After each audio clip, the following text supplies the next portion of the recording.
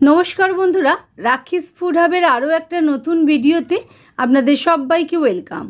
আজ আপনাদের সঙ্গে শেয়ার করছি ছোট বড় সকলের পছন্দের চিকেন স্যান্ডউইচ।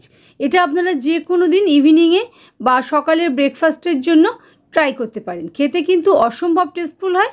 তাহলে চলুন বন্ধুরা, আর দেরি না করে দেখে নেওয়া যাক আমার আজকের ভিডিও। এর জন্য প্রথমেই 250 গ্রাম বোনলেস চিকেন আমি খুব ছোট ছোট টুকরো করে কেটে নিয়েছি। এবারে এর মধ্যে হাফ চামচ পরিমাণ নুন, 1/4 চামচ গোলমরিচের গুঁড়ো, 1/4 চামচ লঙ্কার গুঁড়ো, 1 চামচ পরিমাণ রসুন থেতো করে, হাফ চামচ পরিমাণ সয়া সস, 1 চামচ পরিমাণ রেড চিলি সস দিয়ে ভালো করে মেখে নিচ্ছি। এই চিকেনটা খুব ভালো করে জল শুকনো করে নিতে হবে, তাহলে সমস্ত মশলাটা চিকেনের গায়ে ভালো মতন কোট হবে। এবারে এটাকে আধ ঘন্টা মতো রেখে দিচ্ছি, যাতে এটা ভালো মতন সেট হয়ে যায়, এর মধ্যে সমস্ত কিছুর ফ্লেভার একসাথে হয়ে যায়। এবারে গ্যাস বার্নের উপর একখানা তাওয়া বসিয়ে নিয়ে তাতে 2 চামচ পরিমাণ রিফাইন্ড সয়াবিন অয়েল ভালো করে গরম করে নেওয়ার পর গ্যাসের ফ্লেমটা হাইতে রেখে চিকেনটা আমি অ্যাড করে দিয়েছি। হাই ফ্লেমে একটু নাড়াচাড়া করে 2 মিনিট মতো ভেজে নেওয়ার পর ঢাকা খুলে নিয়েছি। আর যখন দেখবেন কালারটা একটু চেঞ্জ মতো হয়ে গেছে, সাদা হয়ে গেছে, সেই পর্যায়ে গ্যাসের ফ্লেমটা একদম লোতে করে দিয়ে ঢাকা দিয়ে আরও মিনিট 5 রান্না করে নিয়েছি। তারপরে দেখুন চিকেন থেকে জলও রিলিজ করেছে। সেই জলের মধ্যে আমি 1 চামচ পরিমাণ টমেটো কেচাপ অ্যাড করে দিয়েছি আর ঢাকা দিয়ে যতক্ষণ না চিকেনটা সেদ্ধ হয়ে জলটা মরে তেলটা বের হয়ে এসছে ততক্ষণ রান্না করে নিয়েছি। চিকেন আমাদের খুব ভালো মতন ভাজা হয়ে গেছে, সেদ্ধও হয়েছে আর কালারও এসছে চিকেনের উপর, দেখতেই পাচ্ছেন। এগুলোকে তুলে নিয়ে সাইডে সরিয়ে রেখে দিচ্ছি। আর এর মধ্যে হাফ চামচ পরিমাণ বাটার আমি অ্যাড করে দিয়েছি। বাটার দেওয়ার পর 1 টেবিল চামচ পরিমাণ রসুন ফাইনলি চপ করে অ্যাড করে দিয়েছি আর গ্যাসের ফ্লেমটা মিডিয়ামে রেখে রসুনটা একটু লালচে করে ভেজে নিচ্ছি। রসুন থেকে সুন্দর গন্ধ বার হওয়ার পর 1 টেবিল চামচ পরিমাণ ময়দা আমি অ্যাড করে দিয়েছি আর গ্যাসের ফ্লেমটা এই পর্যায়ে পুরো লোতে করে দিয়েছি। লো ফ্লেমে ময়দাটা খুব ভালো করে ভেজে নিতে হবে, যাতে ময়দার কোনো কাঁচা গন্ধ না থাকে। যখন দেখবেন যে খুব সুন্দর গন্ধ বার হয়েছে সেই পর্যায়ে 1 কাপ পরিমাণ আমি দুধ অ্যাড করে দিয়েছি আর সমানেই নেড়েচেড়ে মিশিয়ে নিয়েছি, যাতে কোনো রকম লাম্প না হয়।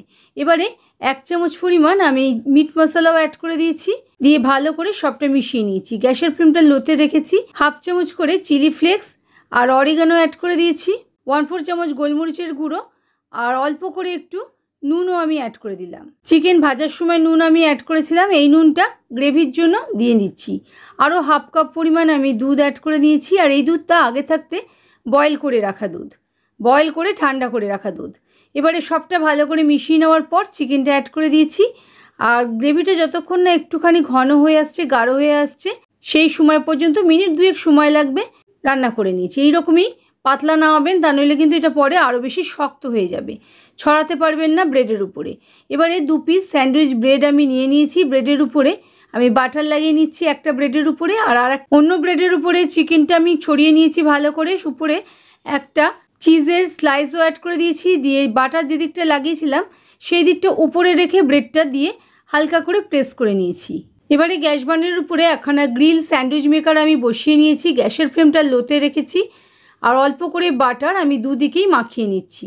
এইভাবে করে নিলে খুব ভালো মতন মার্ক আসে আর খুব ভালো ক্রিস্পিও হবে। যে দিকটা বাটার দিয়েছি সেদিকটা তলায় দিয়ে আমি ব্রেডটাকে সেট করে নিয়েছি, নিয়ে ওপরের দিকটাতে আবারও বাটার লাগিয়ে নিচ্ছি। আপনারা চাইলে বাটার আর নাও লাগাতে পারেন, তবে বাটার দিলে খেতে খুবই ভালো লাগবে। ভালো করে মুখটা সিল করে সিম আছে 3 মিনিট মতো রান্না করে নেওয়ার পর উল্টে নিয়েছি। অপর পিঠটাও একইভাবে ভেজে নিয়েছি। একইভাবে আরও একটা ব্রেড আমি রেডি করে নিয়ে সিম আছে স্যান্ডউইচ মেকারে বসিয়ে দিয়েছি। দেওয়ার পর ওপরের ব্রেডের উপরও বাটার লাগিয়ে নিচ্ছি, নিয়ে মুখ বন্ধ করে আমি মিনিট 2-3 এক পিঠ সেঁকে নেওয়ার পর দেখুন উল্টে নিয়েছি, কত সুন্দর গ্রিল মার্ক এসেছে। অপর পিঠটাও আরও 2 মিনিট রান্না করে নেওয়ার পর আমি নামিয়ে নিচ্ছি। দেখতেই পেলেন বন্ধুরা, কত সহজে আজকের চিকেন স্যান্ডউইচ আমাদের রেডি হয়ে গেল।